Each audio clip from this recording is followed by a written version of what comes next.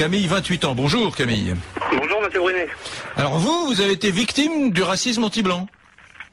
Je sais pas si on peut appeler ça du racisme anti-blanc. Pour moi, c'était pire que du racisme anti-blanc. Donc je vais vous raconter vite fait ma petite histoire. Donc moi, je suis originaire de Normandie et de l'Eure. Donc un jour, je me suis fâché avec mes parents. Bref, je suis parti. J'ai pris mon baluchon, mon billet de 5 € et je suis parti sur Paris. Donc bon, j'étais SDF pendant 2 mois. J'ai retrouvé du travail en trichant sur l'adresse et tout. Puis à un moment, j'en avais quand même marre de dormir dehors. Je voyais l'hiver qui commençait à s'approcher. Donc j'ai été voir une assistante sociale pour avoir une place dans un foyer jeunes travailleurs. Donc bon, je fais les démarches et tout.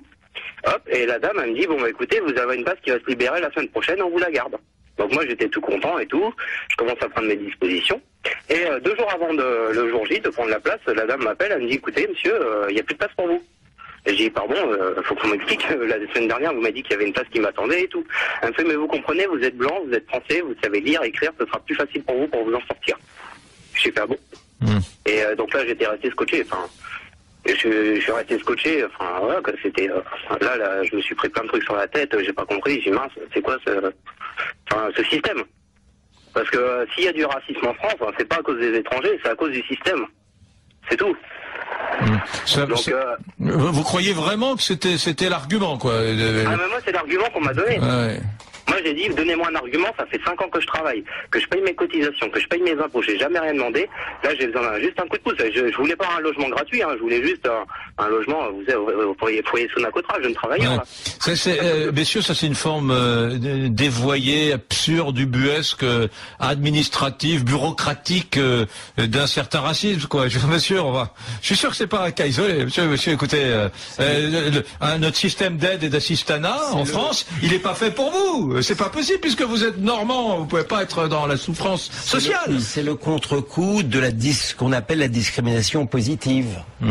Donc d'une certaine manière, ceux qui ne bénéficient pas de la discrimination positive, qui est une forme de discrimination, comme le mot l'indique, peuvent aussi en subir les contre-coups. Mais là où votre auditeur a totalement raison, c'est que le racisme anti-français ou anti-blanc n'est pas de la faute des immigrés. Il a raison, il est de la faute du système.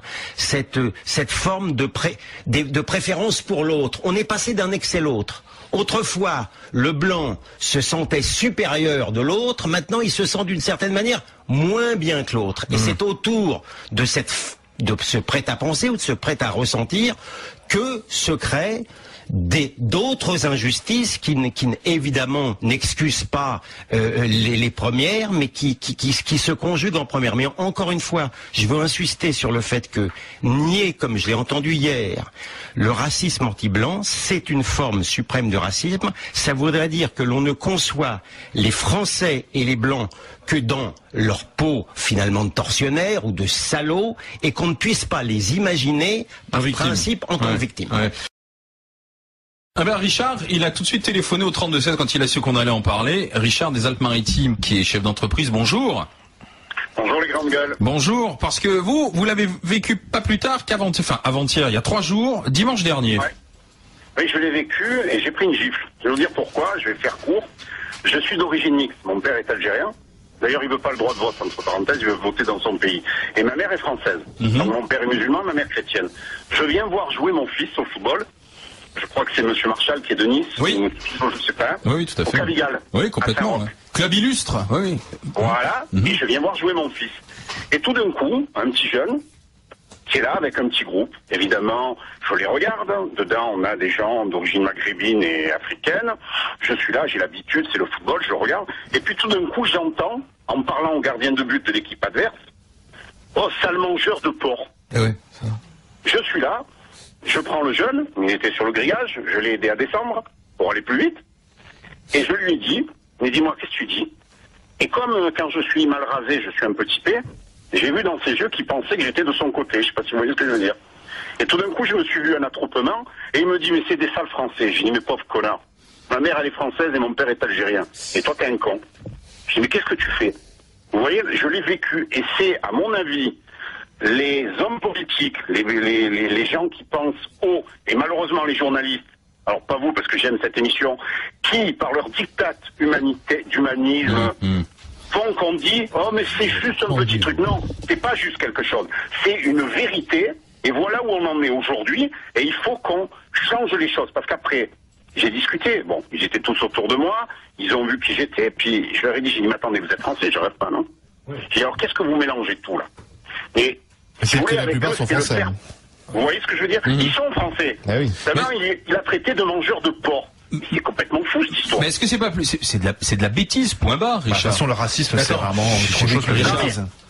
C'est de la bêtise, vous avez raison. Mais à force de dire que c'est de la bêtise, qu'il n'y a pas de voile et qu'il n'y a pas si, vous savez où on en est? On en est à un débordement général. C'est-à-dire qu'à la fin du match, il y a eu, on a dû appeler la police parce que ce groupe de jeunes voulait frapper ces jeunes parce que dans cette équipe, il y avait trop de gens qui n'étaient pas de la même origine. Est-ce que vous voyez ce que je veux dire? Et j'ai dû me mettre au milieu avec des parents pour dire c'est pas ça le football. Et le pire dans tout ça, c'est que les éducateurs, vous savez ce qu'ils ont dit? Moi, c'est la dernière fois que je viens, j'en ai marre. Ah oui, ils ont baissé les bras eux aussi, quoi, en fait. Voilà. Ouais. Voilà. Et ça, il faut quand même que vous en soyez conscients, vous, les gens qui avez la parole. À un moment donné, à force de minimiser et de dire c'est qu'une exception, non, ce n'est pas une exception, c'est une réalité, parce que ces jeunes, ils n'ont plus de repères. Dans la religion de leurs parents, et dans la coutume de leurs parents, c'est le faire par le faire. Et on a enlevé ce droit aux parents qui ont démissionné, ça veut dire que maintenant, ils exercent, eux, un chantage à leur origine, parce qu'ils sont pas plus musulmans que moi je suis orthodoxe. Alors Richard, on va en parler justement, puisque avec cet exemple concret, on va voir si, à travers la réaction, et je vous remercie et bonne journée à tous mes amis niçois. Salut Richard.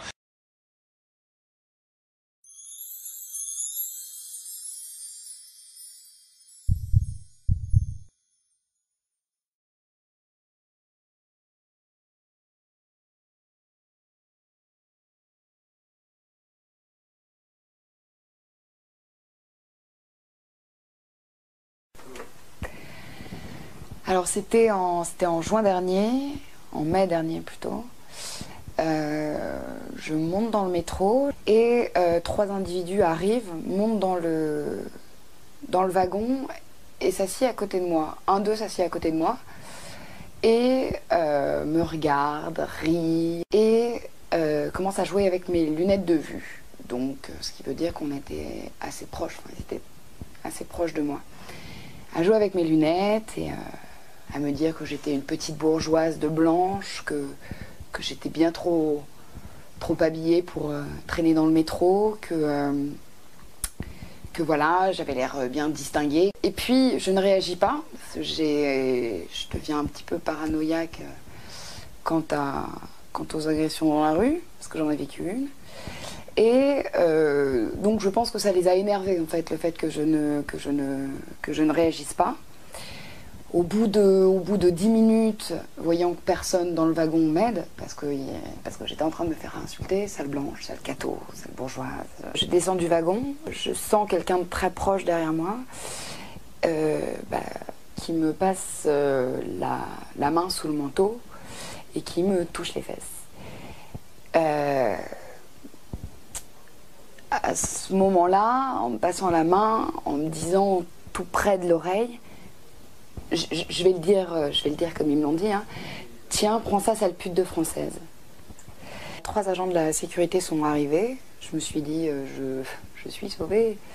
Et en fait, ils ont commencé à parler dans une langue qui m'était étrangère. Ils ont commencé à rire, à me regarder en riant, à se parler entre eux. J'avais l'impression qu'ils parlaient de la pluie et du beau temps. Et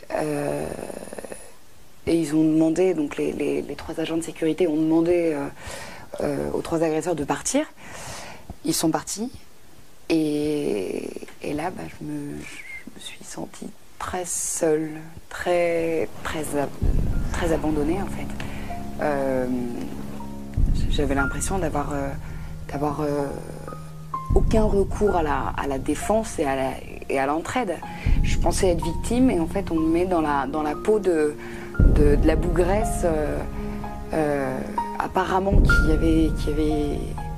avait pas parlé de façon insultante vis-à-vis des 3 individus alors que c'était moi qui